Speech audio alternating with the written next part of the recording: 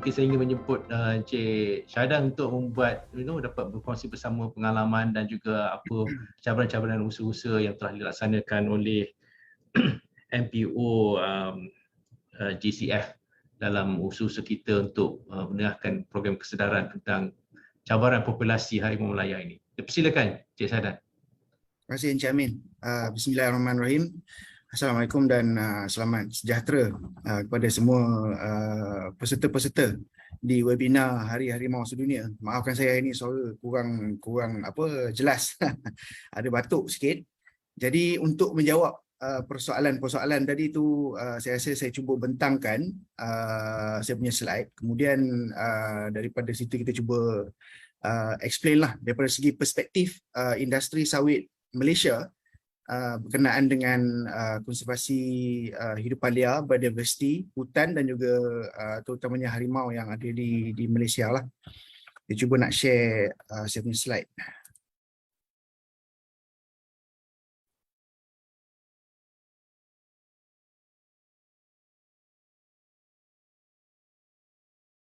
Okey, so semua nampak saya punya slide Okey.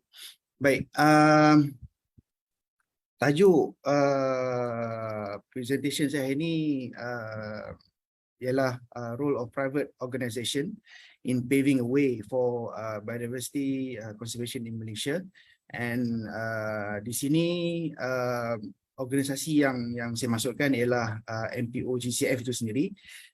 Saya faham nama itu agak sukar untuk disebut, MPO GCF, panjang lah, abbreviation dia banyak. Tapi ia merupakan satu yayasan. MPO GCF sebenarnya merupakan satu yayasan di bawah Kementerian Perusahaan Perdagangan dan Komoditi, dan MPO GCF ditubuhkan sebagai satu conservation arm bagi mewakili Kementerian Perdagangan, Perusahaan Perdagangan dan Komoditi, dan juga mewakili industri sawit Malaysia. Jadi MPO GCF will continually initiate, collaborate and support environmental and conservation project related to the Malaysian palm oil industry, and we strongly support the sustainable practices within the industry with strong commitment and networking with various stakeholders towards a sustainable future. So ada beberapa keywords di sini, iaitu collaborate, kerana MPO GCF merupakan satu yayasan yang berskala kecil.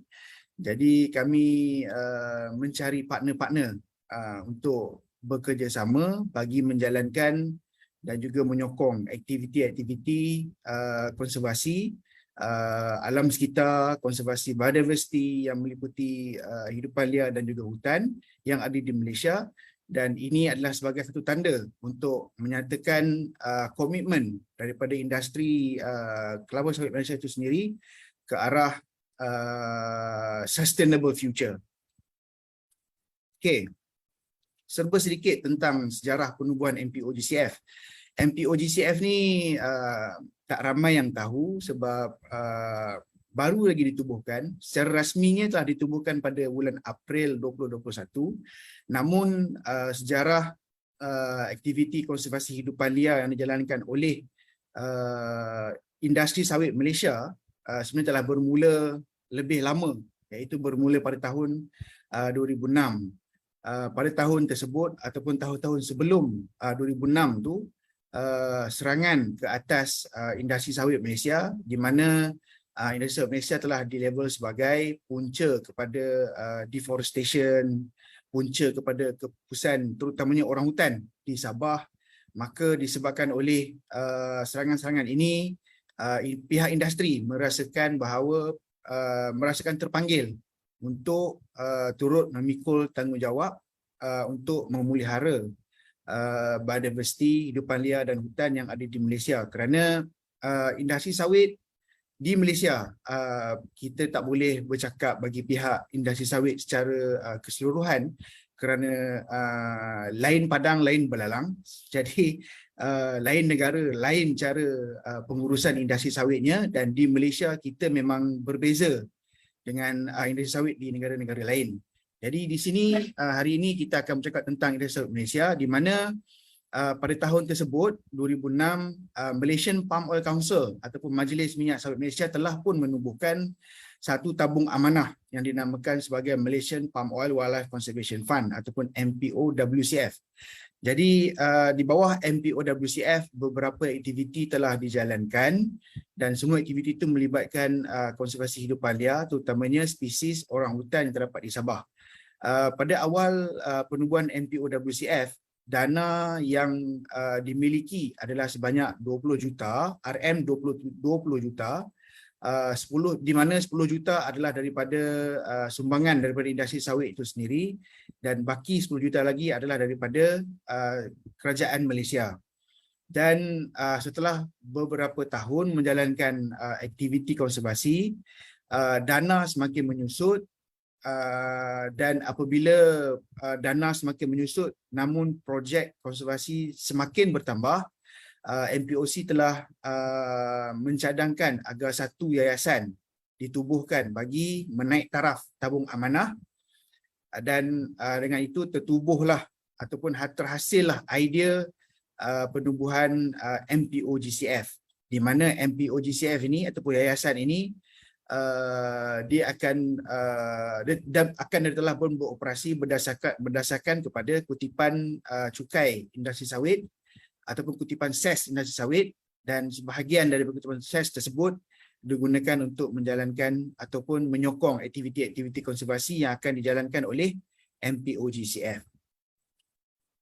Jadi objektif penubuhan MPOGCF ada 5. Yang pertama ialah untuk menggalakkan program reforestation di kawasan yang dikenal pasti sebagai terosot di Malaysia. Kemudian objektif kedua adalah membantu NGO untuk menjalankan aktiviti-aktiviti konservasi hidupan liar, biodiversity dan juga best practices di Malaysia. Best practices ni adalah sebagai fokusnya adalah kepada industri sawit itu sendiri. Objektif ketiga adalah meningkatkan aktiviti konservasi, biodiversity dan sustainability yang akan memberi manfaat kepada industri sawit itu sendiri dan juga pengguna, consumer worldwide. Objektif keempat adalah untuk menggalakkan research ataupun kajian ke atas aktiviti konservasi hidupan liar yang telah dijalankan di Malaysia, dan juga untuk menggalakkan atau mempromosikan inisiatif conservation dan juga inisiatif best sustainability practices di kalangan pemain industri sawit di Malaysia itu sendiri. Jadi untuk tujuan perkongsian dengan peserta bagi webinar kita pada hari ini, saya ingin meng-highlightkan atau menonjolkan aktiviti kita yang dijalankan dengan berkaitan dengan spesies harimau Malaya ini, di mana pada tahun 2006 lanjutan kepada Biodiversity Forum yang dijalankan atas kerjasama MPOC dan juga Perkhidmatan, kita telah pun merancang untuk menghasilkan satu program konservasi yang melibatkan spesies harimau Malaya. Pada masa tersebut, oleh kerana MPOGCF masih belum wujud, jadi kerjasama itu melibatkan Perkhidmatan dan MPOC, dan apabila MPOC telah tertubuh, maka MPOGCF adalah partner baru kepada projek konservasi harimau Malaya ini. Projek ini disasarkan untuk dicapai dalam tempoh 5 tahun, dan Malaysian Palm Oil Industry melalui MPOGCF dan MPOC, kita telah memperuntukkan sebanyak RM3 juta ringgit untuk membantu Jabatan Perkhidmatan untuk menjalankan program pembiakan secara ex situ spesies harimau Malaya yang terdapat di NWRC. Jadi fokus aktiviti program ini adalah di NWRC di Sungkai dan juga di Malayan Tiger Conservation Center di Lancang, Pahang. Jadi di Sungkai itu dia melibatkan aktiviti-aktiviti pembiakan harimau, di mana kita telah memilih 7 ekor harimau yang terdapat di NWRC untuk dibiakkan secara semula jadi bagi menghasilkan anak-anak harimau, yang mana anak ini akan dipindahkan ke MTCC bagi melalui peringkat seterusnya. Jadi dana yang disalurkan oleh MPO GCF dan MPOC ini akan digunakan untuk menjalankan beberapa aktiviti, terutamanya dari segi pemakanan dan juga kesihatan harimau tersebut, dan juga memastikan spesies yang ingin dibiarkan tu sebenar-benarnya pure Malayan tiger species.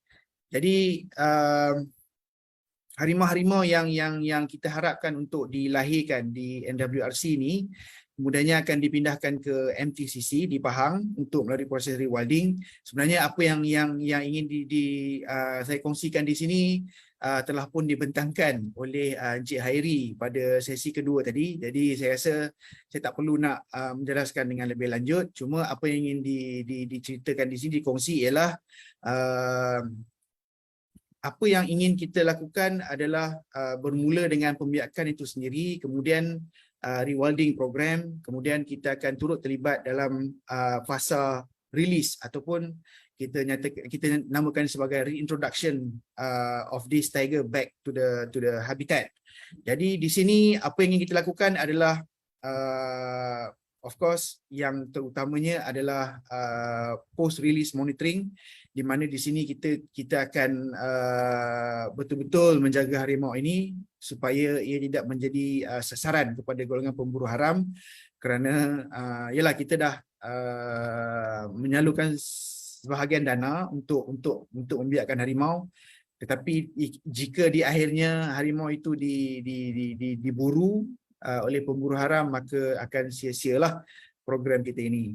Jadi selain daripada anti poaching, kita juga akan melakukan aktiviti-aktiviti yang melibatkan habitat enrichment, dan selain daripada habitat enrichment bagi tujuan konservasi harimau seperti yang Tuan Busi sebut tadi, memang selain daripada konservasi harimau ni, sebenarnya kita di MPO GCF kita telah menjalankan beberapa aktiviti lain konservasi yang melibatkan pemulihan habitat asal, kawasan berhutan. Contohnya seperti di Sabah, di mana kita telah menjalankan satu aktiviti yang dinamakan sebagai 1 million forest tree planting, di mana kawasan hutan di Lahad Datu seluas 2,500 hektar yang kita kena pasti sebagai terosot, degraded area, kita MPUCM menyalurkan dana kepada Jabatan Perhutanan Sabah untuk menjalankan proses-proses penanaman semula kawasan tersebut supaya dia pulih kepada habitat asal, kerana kawasan tersebut telah dikenal pasti sebagai habitat gajah pygmy Borneo dan juga orangutan, Borneo orangutan. Okey, jadi balik kepada program harimau ni, apa yang sedang dijalankan oleh MPUCF ni adalah satunya niatnya adalah untuk membantu perkhidmatan bagi memulihara dan juga meningkatkan populasi. Macam kata Cik Haidar tadi, populasi yang bermasalah. Jadi kita cuba untuk menaikkan semula populasi harimau Melaya yang ada di semenanjung Malaysia ni, dan dengan berbuat demikian, selain daripada menaikkan populasi harimau Melaya, ini juga dapat meningkatkan image industri sawit Malaysia di mata dunia. Kerana seperti saya cakap tadi, industri sawit Malaysia kita adalah berbeza berbanding dengan industri sawit yang dijalankan negara lain, dan saya tak nak komen apa yang berlaku di negara lain kerana itu hak masing-masing.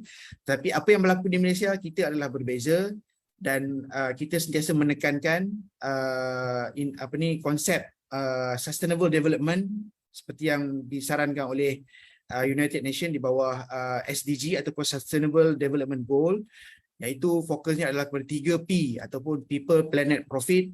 Dan kami merasakan apa yang kami buat ni, industri sawit itu sendiri merupakan satu aktiviti ekonomi yang menepati ketiga-tiga P yang dinyatakan di bawah SDG tersebut. selain daripada aktiviti-aktiviti yang dinyatakan ni, saya rasa pasti ramai pihak di luar sana tertanya-tanya apa lagi yang MPOGCF boleh jalankan.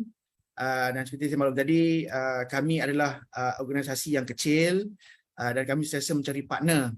Jadi saya ingin mengalu-alukan partner daripada universiti, NGO yang terdapat di luar sana, yang merasakan bahawa mereka ada sesuatu untuk dilakukan tetapi mereka kekurangan dana.